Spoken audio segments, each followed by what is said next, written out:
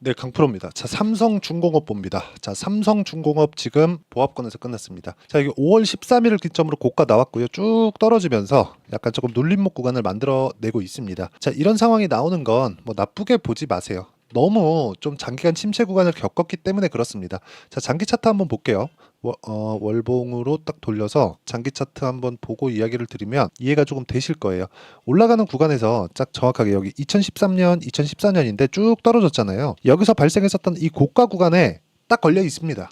그쵸? 이 구간이 완전히 그 침체 구간이었거든요. 그냥 조선주들 다 낮아빠지고 망하고 막 적자를 막 연간에 막 1조 원, 2조 원씩 그런 정도였거든요. 정부의 지원이 없었으면 삼성중공업도 망했어요. 물론 삼성중공업, 삼성전자라는 그 삼성그룹이 뒤에서 받치고 있었기 때문에 그런 부분이 있었지만 하나오션 같은 경우 보세요. 한국에 있는 조선사들 빅3라고 불리우잖아요. 그 조선사들 다 어떻게 됐나요? 다 망했습니다. 근데 아직까지 살아나고 있다는 것. 배를 세계에서 제일 잘 만드는 기업 3개가 한국에 몰려 있습니다. 몰려 있는데 제일 잘 만드는 기업들이 어려운 거예요. 어려워. 그럼 나머지는 어떻게 돼요? 다 망했죠. 그렇죠. 더 이상 경쟁자가 없다. 근데 미국에서도 눌러준다. 좋을 수밖에 없다. 그렇죠. 그리고 어려워졌었던 이유 하나가 두 가지인데 배를 사용하는 총량이 줄었다는 점, 그리고 또 한 가지가 더 있습니다. 배를 사용하고 있는 총량이 줄었다는 점이 있고 중국에서 저가 수조에 들어왔다는 점, 이런 부분이 지금 사용하는 총량은 뭐 더 늘어나진 않겠죠. 왜? 교육품에 대한 부피가 줄었으니까. 2010년 이전에는 뭐 철강이나 막 그런 되게 뭐 부피가 큰 것들 뭐 지금도 하고 있지만, 그리고 주요 교육품 자체가 부피가 좀 컸잖아요. 배로 가야 될 정도의 것들이 있는데 지금은 그런 정도에서, 그쵸, 일반 소비자들이 사는 그런 교육품을 봤을 때 자동차 말고는 배로 이동하는 게 없죠. 그쵸?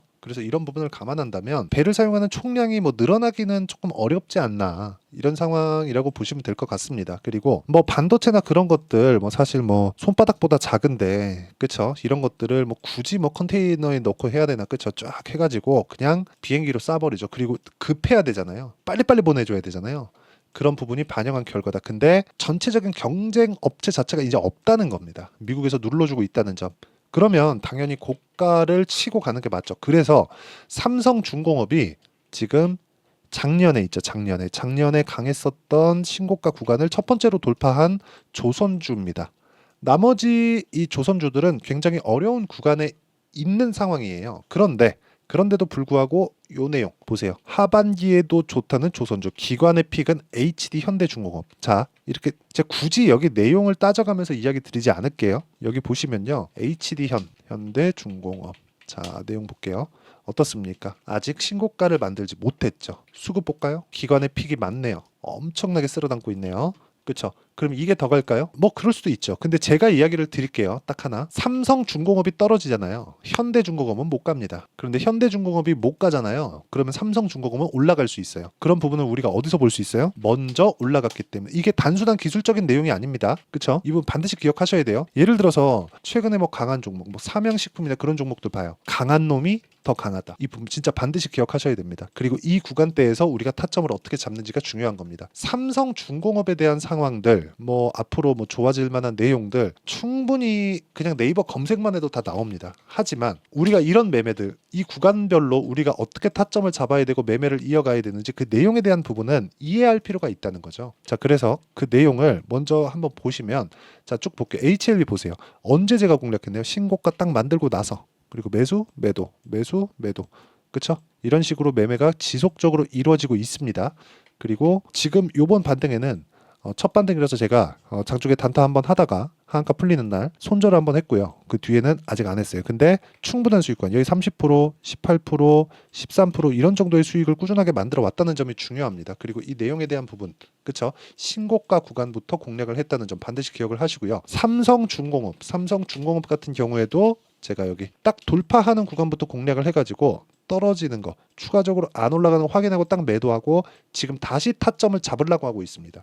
그리고 이 타점에 대한 부분은 여기 모두 다 같이 공부할 수 있게 소통박에서 다 공유를 하고 있습니다. 그렇죠? 소통박에서 제가 모두 다 공유를 하고 있고, 오늘 같은 경우에도 시장감에서 한국화장품제조, 세부MEC 이렇게 진행되는데, 제가 지금까지 말씀드린 종목군에 대한 내용은 다 키워드가 신고가입니다. 강한 종목군들 이 부분 반드시 기억하시고요. 한국화장품제조 봅니다.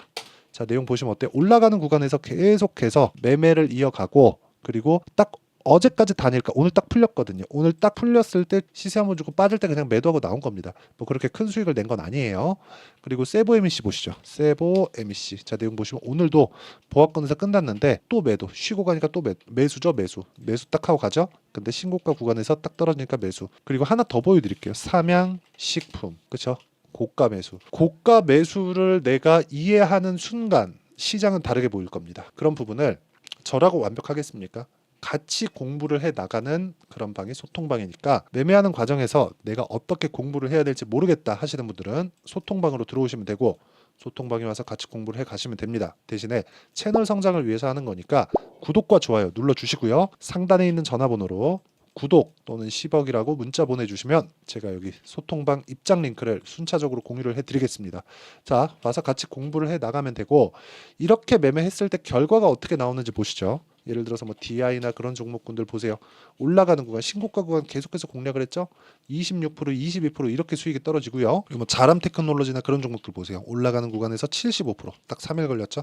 이런 상황을 지속적으로 만들어갈 수 있어야 된다. 이런 상황에 대해서 이해가 안 된다. 그러면 소통방에 와서 같이 공부를 해 나가는 걸로 하겠습니다. 상단에 있는 전화번호로 구독 또는 10억이라고 문자 보내주시면 되고 자, 그러면 삼성중공업은 왜 계속해서 올라갈 수 있을까요?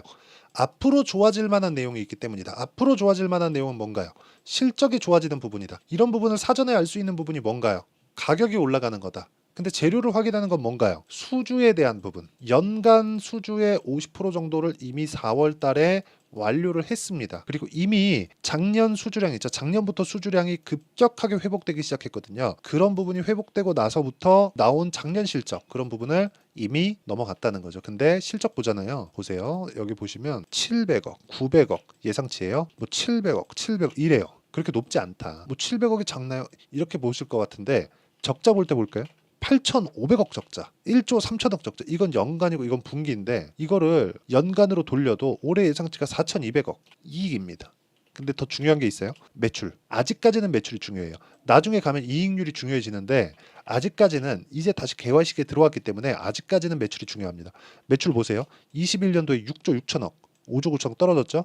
8조 성장, 9조 7천억 성장. 올해는 20% 이상 성장이 예상된다. 그렇죠? 그러면 아까 전에 기관의 픽이 기관이 매도했네요. 그러면 기관이 매수를 해야겠죠. 이제 앞으로 이거를 알아야 돼요. 기관이 매수한 거 따라가지 말자. 외국인이 매수한 거 따라가지 말자. 외국인이 매수를 계속한다고 올라갑니까? 안 갑니다. 안 가요. 그래서 제가 이야기를 지속적으로 드리는 거예요. 진짜 조선주 중에서 대장주는 삼성중공업입니다. 삼성중공업. 이거는 그냥 의심할 여지가 없어요. 자, HD 현대중공업 보시죠. 보시면 어때요? 작년 6월달, 7월달에 형성을 같이 했죠. 근데 그때도 삼성중공업이 방향을 잡고 나서 현대중공업이 뒤따라서 이렇게 친 거예요.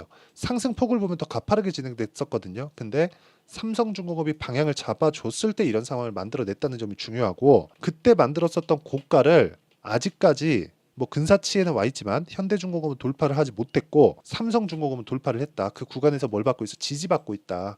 지지받으려면 뭘 해야 돼요? 이평선과의 이격도가 좁혀줘야 된다.